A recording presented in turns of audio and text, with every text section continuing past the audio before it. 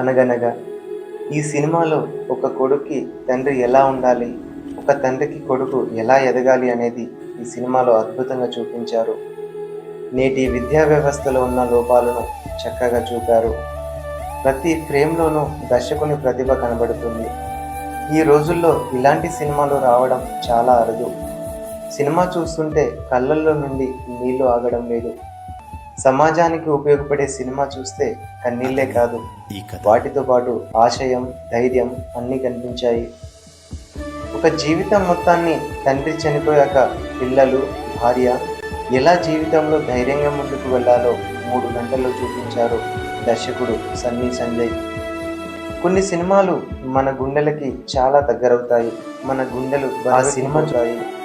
అలాంటి ఒక్క సినిమానే ఈ అనగనగా. ఈ సినిమాని అందరూ చూడండి.